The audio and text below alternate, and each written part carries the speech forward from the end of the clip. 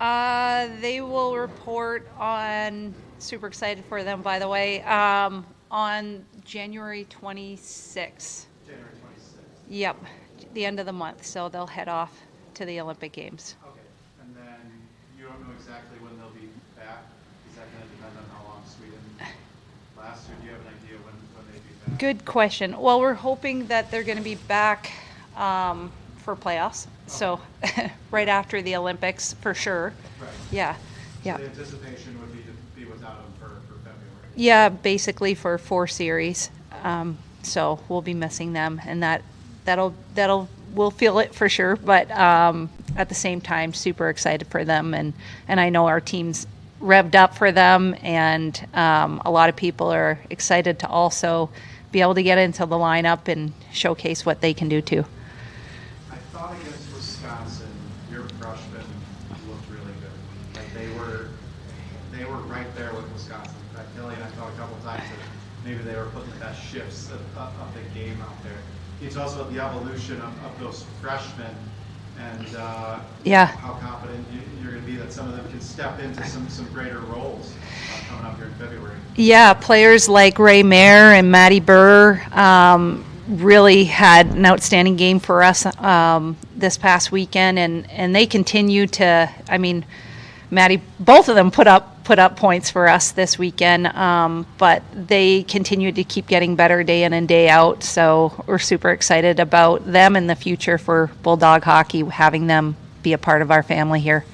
Have you seen the other ones come along as well? It seems like with each week you're giving them all more responsibility as well. I think that it's noticeable that you guys are more consistently rolling 4 lines out there this year. Yeah, we are trying to get everybody into the lineup more and more, and I'm playing with 4 lines. I've always been a person who really believes in using our depth and playing our depth, and I think that's really important. And I think sometimes it's just a matter of incoming kids learning our systems and learning how to play as a unit of 5 and all the intricacies that go into that. So sometimes that takes a little bit longer, and some of them catch on a little bit quicker. But they're learning fast. So it's been great to be able to get everybody into the lineup. Is that a transition? We hear Scott talk about it too, playing as a unit of 5. Is that maybe a transition for some players? Absolutely. You got 18-year-old kids coming in to college. They might be used to on their teams being the star that's got You bet. the puck and can maybe take control of the game on their own, and that's not something. Yeah, that's something very few can do at college. I think a lot of times when you're evaluating players and when they're playing at the grassroots level, it's a lot of individual talent. And then when they get to the college game, they have to not only learn to play as a unit of 5, but also read and react and read what is being thrown at them. So where's the opponent? How are they forechecking us? What are they doing in the D zone? So there's so many reads that go on in a game, and that takes a while to develop. Is that learning process that's assuming is a combination of getting them in games, the experience itself, but probably is a lot of film work that you guys do? Absolutely, both, and practice. Every day in practice, and we do a ton of film on our practices because we're always implementing our systems, and we're trying to compete 5-on-5 and doing things like that. So there's always opportunity to learn.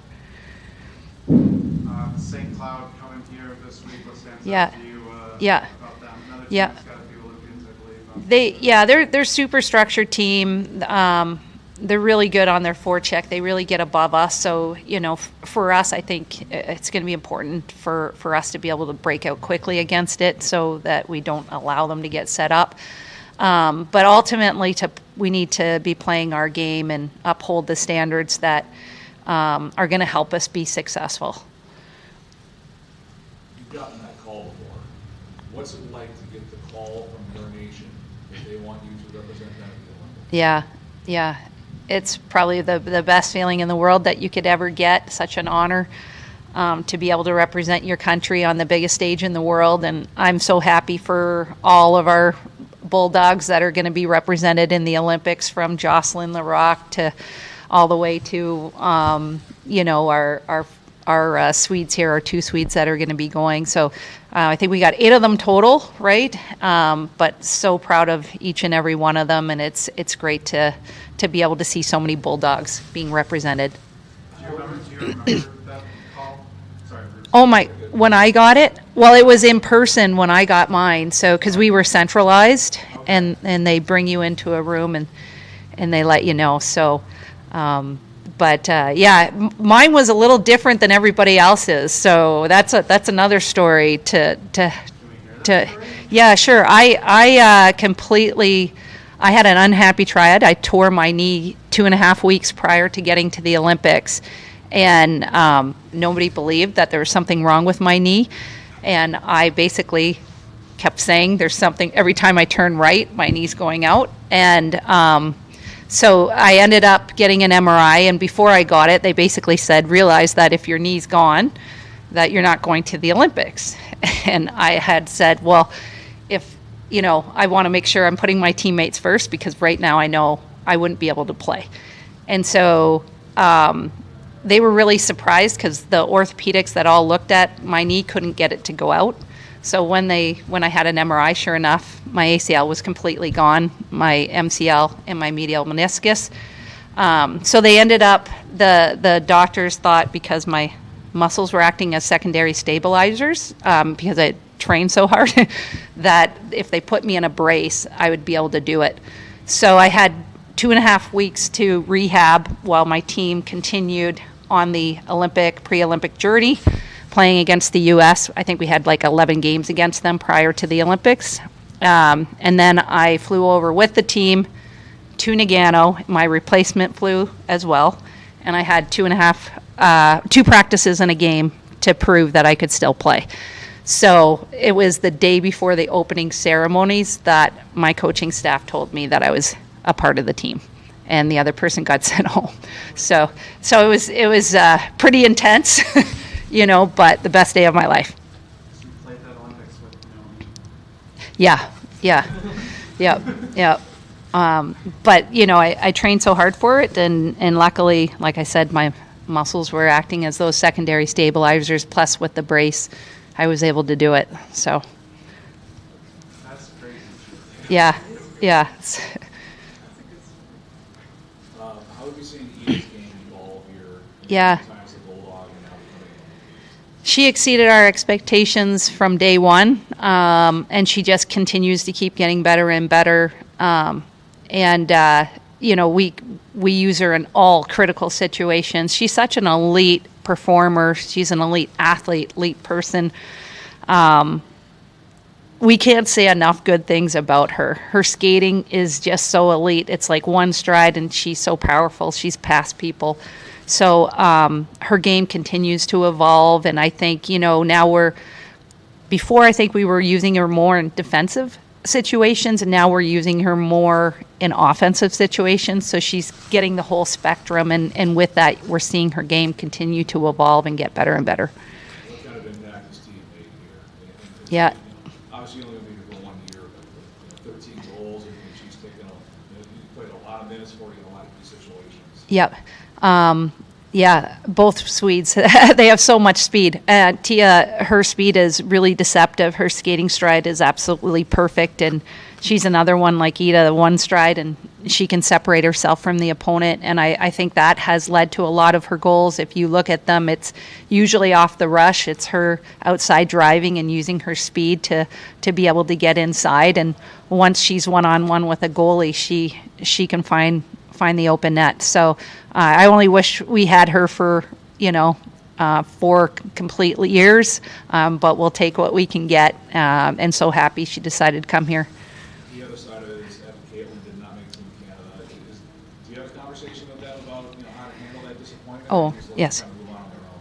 Absolutely. I let them both know. I think, the same thing for me. My first time I made the national team was back in 1990. I got cut in 1994, and then from 95 on, I ended up making it till I retired in 2001. But, at the time, when I got released, my assistant coach at the time had said, Shu, you got to remember you're young, and the next, opportunity is right around the corner for you.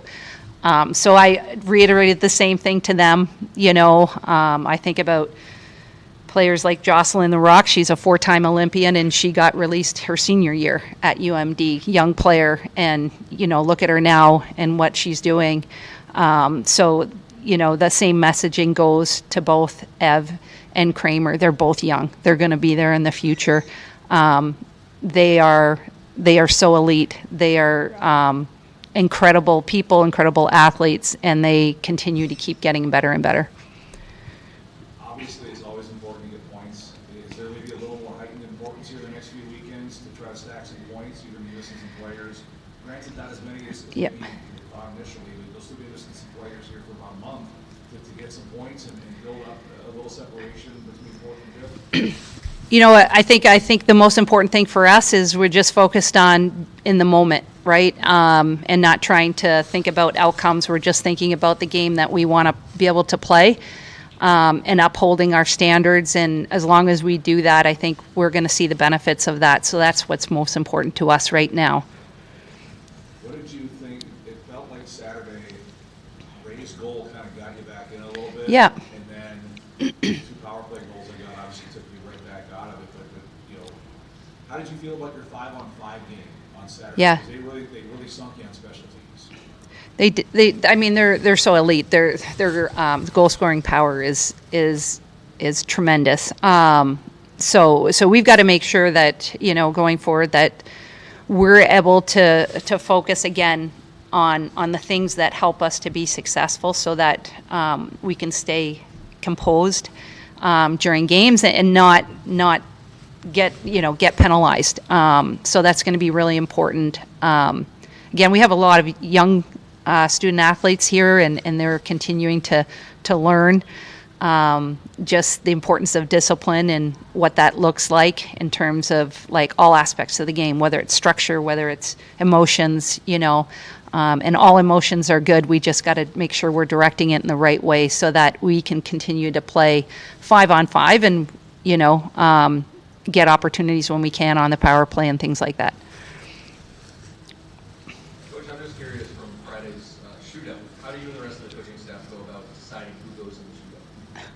Yeah, we weekly do shootouts, so we're constantly looking at who continuously is able to be able to put the puck away, and so and the good news is it's not like we only have 3 of them to do that. In that moment, I decided to just go with who I felt like was getting a lot of opportunities and looks at the net, and so we picked the 3 that we picked, and Josie luckily made an incredible move to get us that win. How big of a momentum boost was that result on Friday? I know it didn't go your way on Saturday, Yeah. but still you got to have a good feeling after Friday. Yeah, for sure. I think we were super excited, and now it's the importance of consistency, and not being not putting too much on us, but just continuing to play our game and the things that we do well that help us to be successful. So I think that's going to be a big focus for us as we go forward. We're a tremendous hockey team. I like how we're playing, and now it's like let's continue to be able to show that back to back by staying true to our standards. Coach, just blocking shots, how a lot to do with that? Because, you blocked your season high total on Friday, and that, kept you right in that game. Every time we looked at that good scoring opportunity, there was somebody sliding in front. Tova had 4. Yeah. There was a couple other players had multiple block shots on the team, and I think you blocked 36, 38 on the weekend, which that might be like a season record at this point. But talk to me about how important that is for those players to go out there and sacrifice the body and help Ev in any way they can. Yeah, for sure. It's a big part of our game in closing down opponents' opportunities, and you've got to be able to have the courage to get in front of shots, and so obviously super important. We know that our goalies, whoever's in net for us, is always going to be there to make those first saves and so forth. But, it's blocking shots is a great way to lift energy on the bench and just gain momentum. So when those opportunities are there and our players are stepping up to the occasion to block a shot, it's just a huge momentum builder. So really important. We always celebrate that, try to show block shots and videos and things like that to make sure that our players know that that's something that is incredibly important to us and is valued here. Awesome. Thank you.